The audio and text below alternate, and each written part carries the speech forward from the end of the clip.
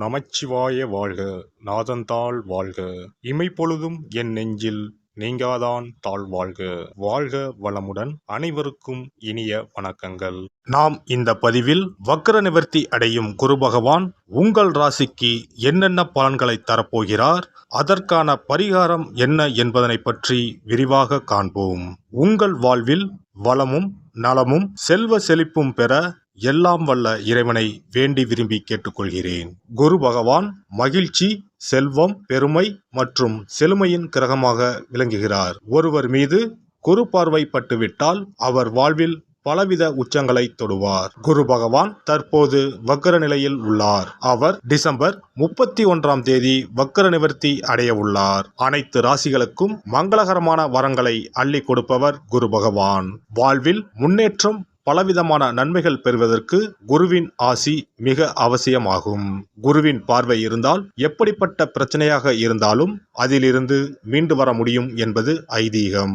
குரு பகவான் ஒரு ராசியில் உச்சம் பெற்றால் செல்வ செழிப்பு, பணம், குழந்தை பாக்கியம், திருமண பாக்கியம் உள்ளிட்டவைகள் கிடைக்கும்.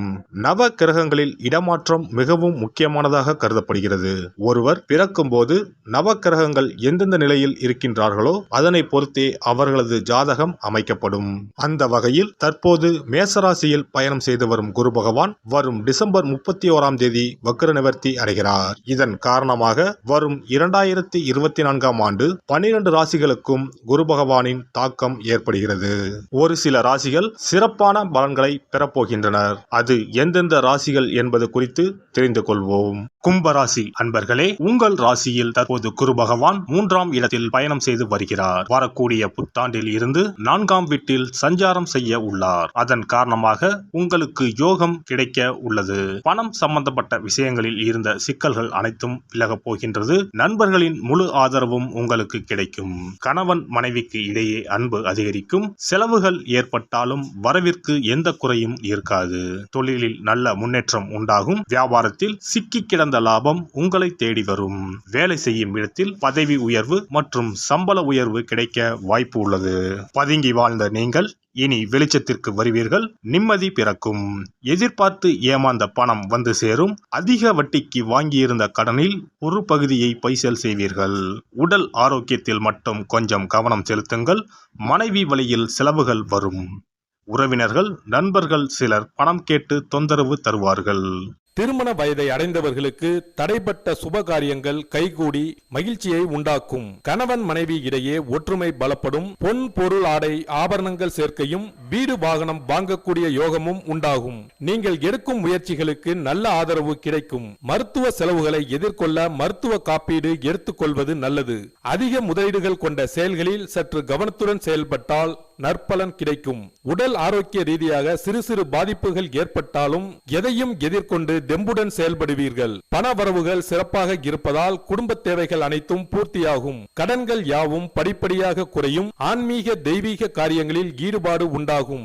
தெய்வ தரிசனங்களுக்காக பயணங்களை மேற்கொள்வீர்கள். பணம் கொடுக்கல் வாங்கல் சரளமான நிலையில் இருக்கும். கொடுத்த கடன்களும் தடையின்றி வசூலாகும். மனதை உறுத்திய சில பிரச்சனைகளுக்கு தெளிவான முடிவு கிடைக்கும். வழக்கு தொடர்பான விஷயங்களில் எதிர்பார்ப்புகள் நிறைவேறும். மனதில் இருந்து வந்த சஞ்சலங்கள் நீங்கி தெளிவு பிறக்கும். புதிய வாகனம் வாங்குவது தொடர்பான எண்ணங்கள் கைகூடும். தடைப்பட்ட உத்தியோகம் தொடர்பான பணிகளை செய்து முடிப்பீர்கள். மனதில் புதுவிதமான இலக்குகள் பிறக்கும். குடும்ப உறுப்பினர்களிடம் இருந்து வந்த கருத்து வேறுபாடுகள் நீங்கும். பொருளாதாரம் தொடர்பான விஷயங்களில் மாற்றமான சூழ்நிலைகள் காணப்படும். பண வரவுகளில் இருந்து வந்த தடை தாமதங்கள் நீங்கும். சேமிப்பினை மேம்படுத்துவதற்கான வாய்ப்புகள் அமையும். மூத்த சகோதரர்கள் ஒத்துழைப்பாக செயல்படுவார்கள். உடல் ஆரோக்கியம் தொடர்பான சிக்கல்கள் குறையும். வாழ்க்கை துணைவர் வழியில் வரவுகளும் ஒத்துழைப்புகளும் மனதிற்கு திருப்தியை ஏற்படுத்தும். தாய்வழி உறவினர்களின் மூலம் ஆதாயம் உண்டாகும். சுபகாரியம் தொடர்பான எண்ணங்கள் கைகூடும். எதிர்காலம் தொடர்பான முயற்சிகள் மற்றும் சிந்தனைகள் அதிகரிக்கும்.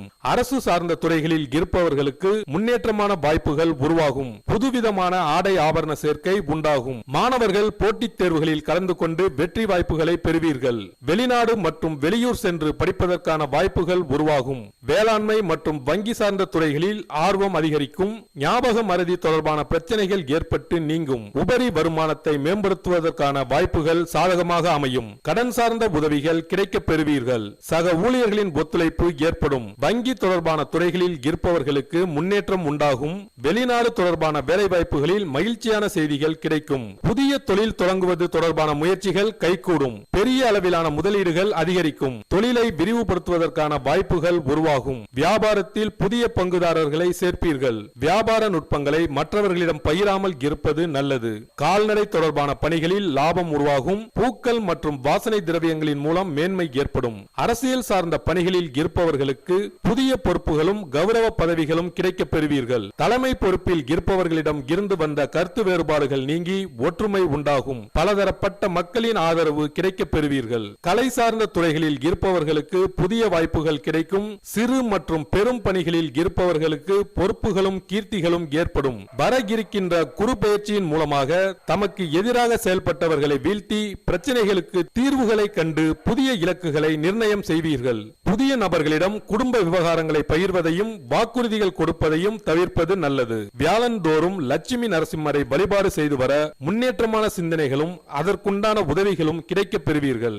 குரு பகவான் உங்களின் ஜாதகத்தில் சுபமானதாக அமையாமல் இருப்பின் கண்டிப்பாக அதற்கான பரிகாரம் செய்யும் விதமாக குரு பகவானுக்கு சிறப்பு பெற்ற ஆலயங்களுக்கு செல்வதும், வியாழக்கிழமைகளில் விரதமிருந்து குரு பகவானுக்கு கொண்டை கடலையை மாலையாக கோர்த்து அணிவித்து மஞ்சள் நிற மலர்களால் அலங்கரித்து நெய் தீபமேற்றி வழிபடவும், தானம் போன்றவற்றை காலை பொழுதிலும் மந்திர ஜபங்களை மாலை பொழுதிலும் செய்யவும். அருகில் இருக்கும் ஆலயங்களில் நவகிரகத்தில் இருக்கும் குரு பகவானுக்கு மஞ்சள் நிற வஸ்திரத்தை சாற்றி சிறப்பாக வணங்கி வாருங்கள். அதற்காக பரிகாரம் என்ற பெயரில் பணத்தை வீண் விரயம் செய்ய வேண்டாம். அதற்கு பதிலாக இறைவனை வழிபடுவதோடு ஆலயங்களுக்கு தேவையான நெய், நல்லெண்ணெய், பன்னீர், சந்தனம், பால், தயிர் மற்றும் மலர் மாலைகள், பூக்கள் என இறைவனுக்கு உகந்த கோவிலுக்கு தேவையான பொருட்களை உங்கள் சக்திக்கு ஏற்றவாறு வழங்கி கோயில் கைகாரியம் செய்யுங்கள். தமிழ்நாட்டில் குரு பரிகார தலங்களாக பல இடங்கள் உள்ளன. இவற்றில் கும்பகோணம் அருகே உள்ள ஆலங்குடி குருஸ்தலமாகும். தஞ்சாவூர் மாவட்டம் திட்டை, மதுரை மாவட்டம் சோழவந்தான் அருகில் உள்ள குருவித்துறை, சிவகங்கை மாவட்டம் காரைக்குடி அருகில் உள்ள பட்டமங்கலம் உள்ளிட்ட ஆலயங்களில் பரிகார பூஜைகள் செய்து வழிபடலாம். நவ திருப்பதிகளில் ஒன்றான ஆழ்வார் திருநகரி குருஸ்தலமாகும். அங்கும் வழிபாடு செய்யலாம். திருச்செந்தூரில் முருகப்பெருமான் குரு வடிவாகவே அருள் புரிகிறார். சூரசம்ஹாரம் செய்த பின்பு முருகப்பெருமான் அந்த தோஷத்தை போக்குவதற்காக திருச்செந்தூரில் சிவபெருமானை பூஜித்தார். குருவருள் பெற திருச்செந்தூருக்கு செல்லுங்கள். இவை தவிர சிவன் கோவில்களில் தட்சிணாமூர்த்திக்கு வியாழக்கிழமை தினத்தன்று சிறப்பு வழிபாடுகள் செய்வதன் மூலமும் குருவின் அருளை பெறலாம். குரு பகவானுக்கு இனிப்பு என்றால் மிகவும் பிடிக்கும். அதனால் வியாழக்கிழமை விரதம் இருந்து இனிப்பு செய்து அவருக்கு படையலாக வைத்தால் அவரின் பார்வை நம் மீது திரும்பும் என்பது ஐதீகம்.